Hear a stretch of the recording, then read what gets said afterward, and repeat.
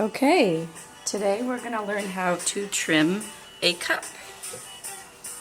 The tools that you're going to need are another wooden tool here. You're not going to use the knife edge this time. You're going to be using the finger edge. I call this the finger because it kind of mimics the tip of my finger, and I use that for compression later on.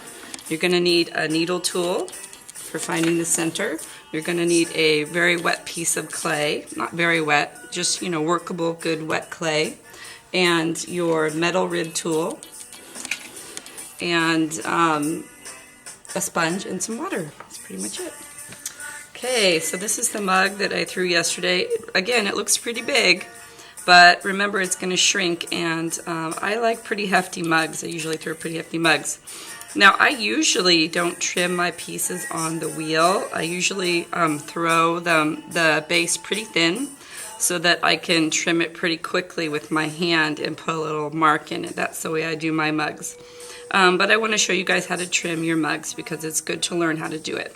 Alright, so you're going to need to have a very dry wheel head. So if it's a little bit wet, then just get a paper towel and just dry it off a little bit. It's amazing how much grease is on there. Alright, so I'm going to take a tiny little bit of water, just a fingertip of water, and put it around the edge. And then I'm going to use my rings to line up my cup. Oh, before I do this, I want to physically put my finger on the inside and the outside and kind of get a sense of how thick that is, because you don't want to trim through that, so you want to have a sense of it first. Alright, so water on the rim, just a little bit, don't dunk it in the water. And then I'm going to put it where I think the center is using my little rings here. Just going to eyeball it. And then I like to take my rib tool and clean up some of the goobers. I know I use the word goobers a lot, but I can't really think of another word that better describes all of these little pieces you don't want on your piece. They're just goobery. Okay, so I try to get that off because it helps me find the center better, to have that out of the way and not part of how I'm measuring my center. Okay, so I'm going to take my needle tool, and you have to go really slow on the wheel here, because if you go too fast, of course your piece is going to fly off. It's suctioned a little bit because I put water on there and I push down on it, but I don't really want to go super slow. So pretend like this is a record player and you're going to drop the needle down. You want to drop it in about, I don't know, ½ an inch down. Hold your hands very steady. You're going to lift up. Now you're going to look and see if it's in the center. And now what I usually do is I will measure using my finger the edge here. Okay. And then I turn it around and I measure this edge. Now there's more clay on this side than this side, so if that's the case, then you want to move it towards the skinnier side. So I'm just going to very, very gently nudge it to the skinny side. And then I'm going to erase my line. And then I'm going to do it again. Drop my needle down. Again, I'm triangulating always. Okay, and I'm going to measure that again. Alright, so it's a little bit thicker over here, so I'm going to slide it to the skinny side again. It usually takes a couple times of measuring to actually get it in the center. I'm getting pretty close. I can see it's thicker here. Sometimes you can just see it. Don't dig that needle tool in too heavy, too deep. You want it just enough to see the line. Super close. Sometimes it's a little bit harder to see it when you have kind of a rounded edge here, but just do your best. There's going to be another point in which I'm trimming where I'm going to check the centeredness of it. I'll show you when that is. Okay, so that is in the center. Alright, so now I'm going to tack it down with some wet clay. I'm going to rip off 3 even pieces, not huge pieces. You don't need to put clay all around the rim. And I'm going to make these little worms out of it. And then I'm going to put them down in a tripod, so 1, 2, 3. I put my hand down in here so it doesn't slide. And then I'm just going to tack it down to the wheel head here. I'm not going to smooth this up on the cup. I don't need to do that. And then I'm going to do that here and here. Okay, and then sometimes I like to just attach the clay to the wheel head just on the bottom side, not to the cup, but on the bottom side. Now your clay is leather hard at this point. You can trim it really nice. The shavings of your trimming will just fly off. And the wet clay that's tacking it down is wetter than this clay, and it'll just peel right off of it, so you won't have any problems with sticking. Okay, so just kind of shake it a little bit, make sure it's on there secure. The taller your piece, the more trouble you might have at keeping it tacked down, but I'm sure it'll be fine. All right, so I'm going to spin it pretty slow, and the first thing I'm going to do is I'm going to take my tool, which has a flat edge here. I don't want to use the rounded edge, I want to use the flat edge. And I'm going to triangulate where this is my tool, remember, and this is my guide. And I'm going to very slowly pull that tool up around. And I want to just kind of level the playing field here before I put my foot in there. So I'm going to drag it from the outer edge to the center, and I'm leveling it off, and then I can just brush that off. So I'm going to make a couple passes, especially on the edge here where I had my goobers. I'll probably have to make a pass or two there, and not as many here. If this is level here and you have a thin base already, then don't trim more than you need to. It takes time to learn how to know when to trim and when not to trim and where to trim, but you'll figure it out. And believe me, the first time you go through the bottom of your cup with your trimming tool will be a good lesson, and I hope everyone has that experience. Same concept, you want to push your edges. You want your cups to be light, you don't want your cups to be heavy in certain areas. You want to make sure you're taking off all excess clay. So I have a very round bottom here. And then I gotta decide where I want my foot. I don't want my foot to be too small in the middle here. My my cup is gonna be kind of wobbly on the table. So typically you want your foot to be kind of about an inch in from the outer edge here. Now, because I don't have a whole lot of clay down here, I'm not going to carve a foot that sticks way out. I'm just gonna go around, and then I'm going to dig a little bit deeper here, and there's going to be a nice little edge there. So now I'm pushing a little bit harder here.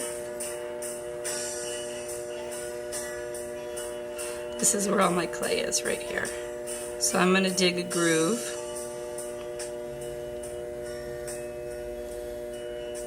And I'm going to establish where the outside of my foot's going to be. Now this is where you can check again to see if it's really centered. Once you dig that groove, take your needle tool and measure it again. And make sure that you're sort of evenly spaced out. You can move your piece again if you need to.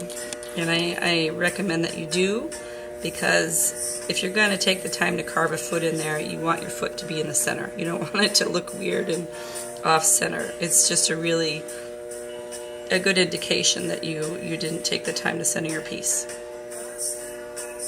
Alright, so I'm digging at a bevel. I'm digging in here to create that little foot. And again, I've got most of my clay that needs to be trimmed is on the outside here. This is again going to be a really subtle foot because I don't have a huge amount of clay to trim. And I prefer it that way. I don't like to sit on the wheel for 30 minutes trimming a cup. If you become a production potter later on in your career, which I hope you do because it's really an amazing experience, very fun, hard work, but also very satisfying. You're not going to have the time or the money or the energy to sit there for half an hour trimming your cup, your mug. You want to find ways to kind of get it done and make it look good. You know, but then you have other instances where you're just trying to make a really beautiful mug and you want to take that half an hour to sit there and trim. And that's fine too.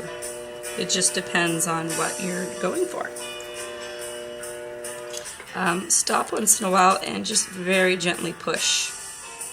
And if it feels pretty solid, then you're good. You can trim a little bit more, but you got to test that out once in a while just to make sure that you're not gonna carve right through your piece. Okay, I want my foot to be a little bit deeper, so I'm gonna get a little bit more aggressive with my pressure. And trim that right off of there.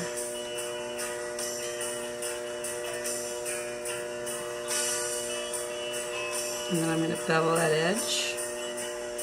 You want your mug to lift off the table a little bit when it's sitting there. You don't want it to look heavy on the table.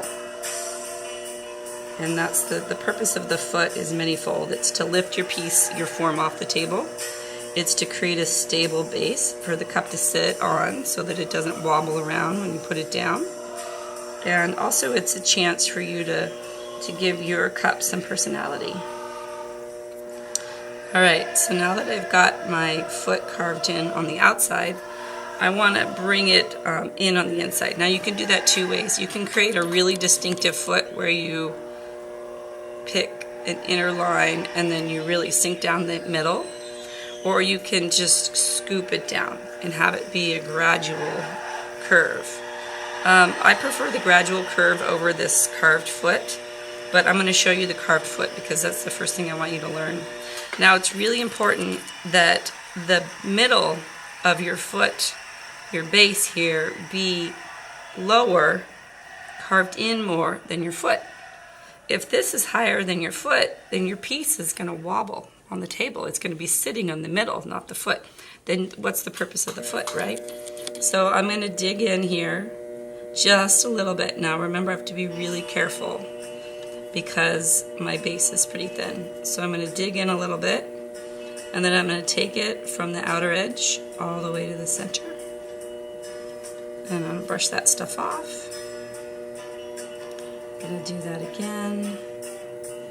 I'm going to make my bevel a little bit deeper here. Level it off there. And then take it across here again. Going right to the center and then lifting up. Okay, now I'm going to check. I'm going to push on that a little bit. It still feels pretty solid, so I'm going to go a little deeper.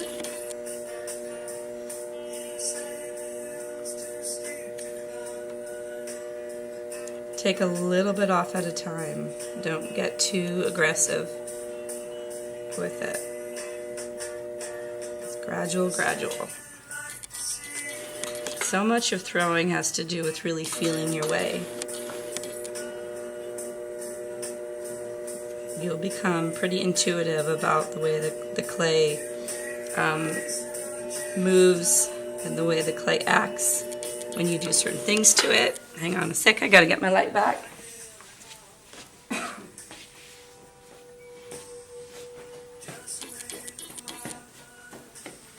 The lights turn off if I'm not moving in the classroom, so I guess the potter's wheel is not enough motion for the sensor lights to stay on. It drives me crazy when my hands are in the middle of the clay and I'm about to pull up a piece and the lights go off. Alright, so I'm going to check that one more time. Yeah, I can feel, it's not moving yet, but I can just feel, I can sense that I'm at my edge here. So I'm going to just clean up my little bevels, make sure my foot is level, clean up that little bevel, hit that little curve there one more time. Okay, looks pretty centered. Now I'm going to take my wooden tool with the finger edge, remember I called that the finger, and now it's important that I compress all this because I've scraped away a lot of clay, and a lot of times a lot of the fine particle clay gets scraped off and it reveals the grit and the grog and the clay, and you don't really want that exposed. It's a different texture than the rest of your piece. So to work with that, and also to compress your clay particles, which is always a good thing. I always say compression is the key. I just use this wooden finger and I run it along the edge of all of my trimmed areas. compressing those bigger particles down in. And then this helps with preventing cracking too. And I like this inner area to be pretty smooth because this is where I will sign my piece. And then I don't like that trimmed line to look different than the rest of the mug, so I often will run a sponge over it a little bit just to get rid of that edge. But not too much, again, because the sponge will pull up the fine particles and expose the grit, and then all of a sudden you've got a different texture. So just enough to erase some of those wooden tool marks. Okay, all right, clean your hands off. Scoop all that trim into your trowel there, into your moat, and then very carefully peel off. See how nicely that just peels off because it's wet clay. And I save these for later because I'm going to keep trimming with other pieces. Okay, and then very carefully just kind of lift off. And you're going to find, don't do this, okay, because this is still wet and perfect, so we don't want to mess with that. And then I find sometimes that my rim gets a little bit weird. You can tell where it was touching. So I'll just a little bit brush my sponge over the rim so it's nice and smooth. Not too much again, you don't want to pull up those fine particles. Alright, and then in a little bit I'm going to show you how to pull a handle right off the cup. So when you're drying your piece, you want to dry it like this, upside down. And then eventually you'll be lifting it over and making sure it's drying evenly. But it's always thicker down here than it is up here, so this is going to dry a lot faster than this. Okay?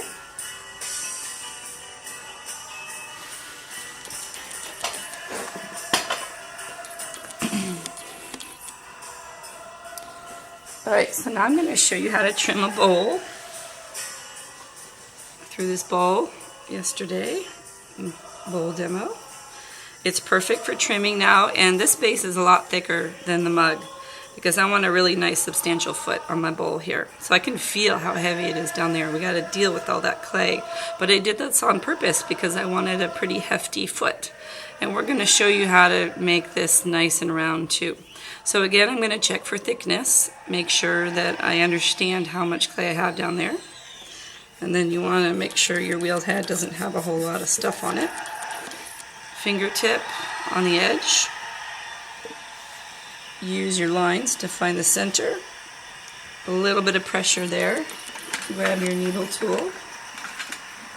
My clay tools, oh here it is, always disappear underneath my moat. Drives me crazy. I don't know why I do that, but they just end up there. Okay, so again I'm going to use my rib tool, and I'm just going to clean it up just a little bit, just so I can see better where my center is going to be.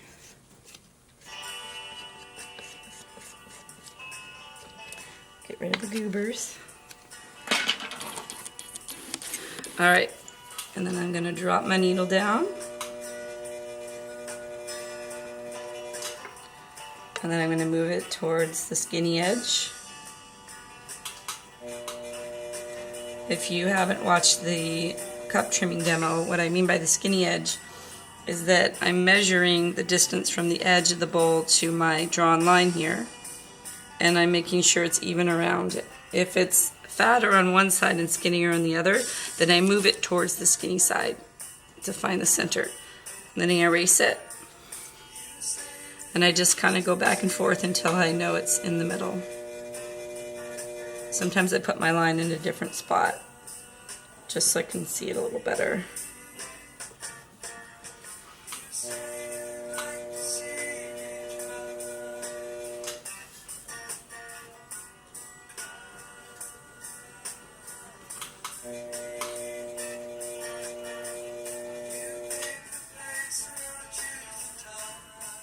Okay, when you feel like you've got it, then I'm going to take my little worms. If these get too dry, then get some nice wet clay, but these still feel pretty good. So I'm going to tack it down in my tripod shape, 1, 2, 3. Triangulation is the key. Hey, that rhymed. I promise I won't make you memorize that. That's cheesy. Okay. All right, so same tools. I've got my nice wooden metal trimming tool with the flat edge. And I'm going to start out by just taking off this uneven area. And you got to make sure that when you're trimming that your clay is in the right consistency to just flake off. You see how it just kind of peels off? Like I'm turning on a wood lathe, and it just falls off. If it's sticky and gooey and it's getting in your way, then you definitely need to let it dry a little bit more. Now I don't want this to get too skinny here, because if my foot is too small, then my bowl will be unstable. So I'm going to actually make my foot be way out here. But I have to start with an even edge. So I'm going to do that. I'm going to make that happen. Again, this is my tool. This is my guide.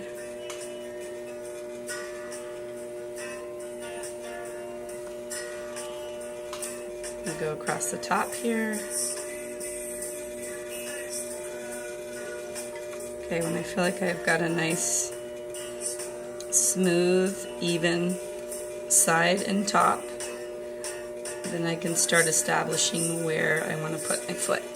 Now again, I said I was going to put my foot way out here, because if it's any smaller than that, it's going to be unstable. So, and I said I was going to make a pretty big foot.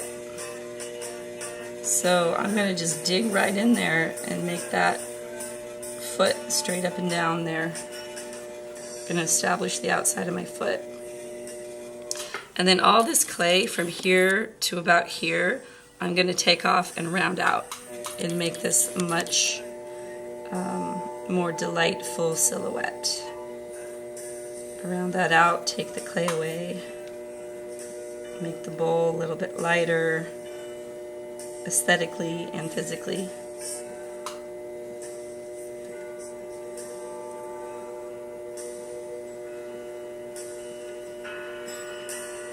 Again, this is my tool, dropping it down and using this hand to guide, sometimes even to put pressure down.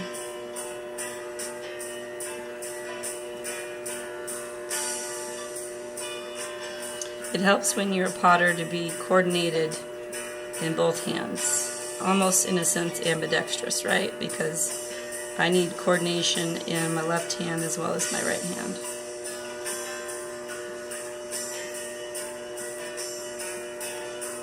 Now I'm going to drop this foot down a little bit. That's why I'm carving in so deep up here, because I know this is where all my clay is. Checking to make sure it's still pretty solid. Again, reminding you to go to your edge, learn where that is, take it there.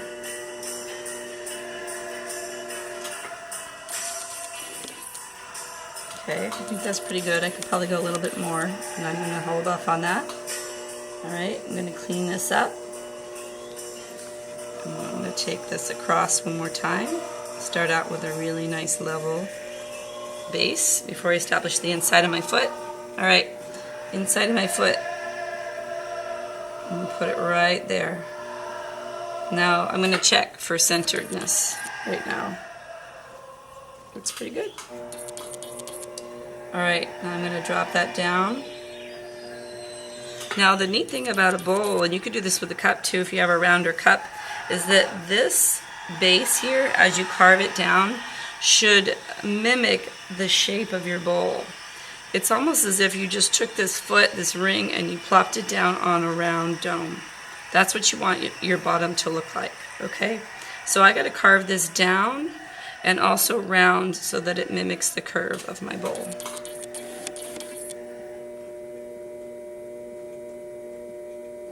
But you do this just slowly, and just slowly every time I go in and take it from the edge to the center, I'm going in a curved motion. Pushing a little harder right there, and then I'm letting up on the pressure a little bit as I come up to the center. Again, your bottom has to be lower, carve deeper than your foot, or your bowl is going to rock on the table. Just for safety, check once in a while. That's pretty solid. I know I can go deeper because I know that I had a pretty good thickness there.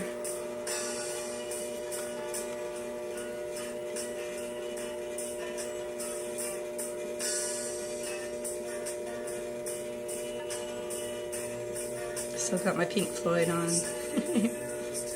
I put Metal on instead of Dark Side of the Moon today just because it's a little bit more mellow. It's more mellow trimming music, right? Okay, I'm going to test that one more time. Still feels pretty solid. A couple more passes. Drop that down so I'm mimicking my curve. Alright, now my foot's pretty hefty there. Okay, so I can take that down a little bit if I don't like the look of that being that thick and big. As long as it doesn't drop below this, I'm fine. My goal is always to make a light vessel. Really don't need all this clay here.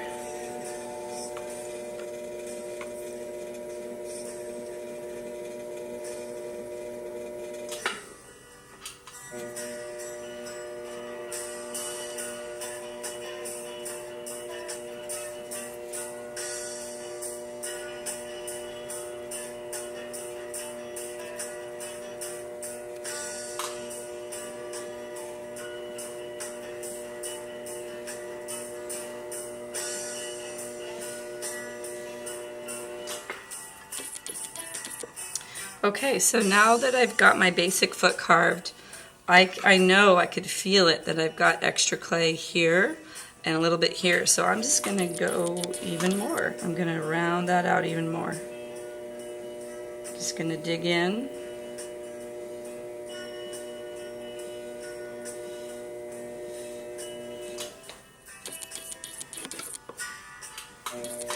I'm going to dig in here, continue that curve. And then I'm going to drop the foot down a little bit more.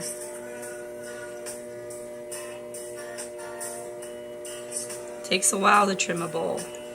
Trimming is no joke. it's just as intense and skillfully developed as throwing is. Takes time, patience, practice, all of those things. Okay, so I'm going to drop this down just a little bit more. Get that out of there. Lost my line again. Never walk away from your wheel with it turning, by the way.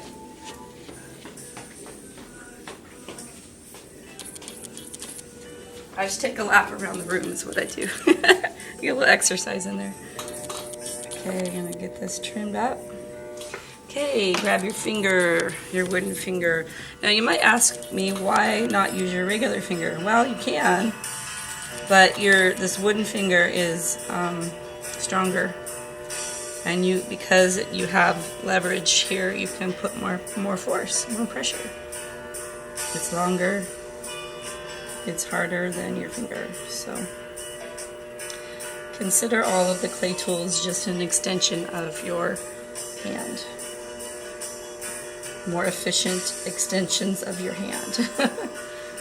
Okay.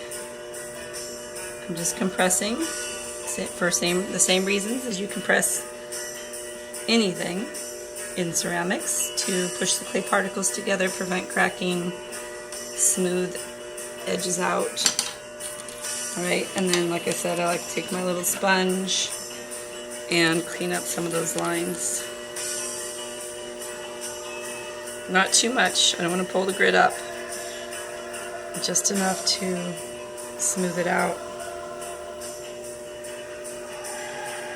And there we go. Okay. Brush off your shavings. Peel away your tacks. Wipe your hands off. Very carefully slide. I never grab and pinch. I always kind of slide. Don't touch the bottom or put it down yet. It's not ready for that yet. And then I'm going to clean up my edge here. And you also want to make sure when you put it down to dry that it hasn't lost its shape. That's another reason we want to make sure that our pieces are leather hard before we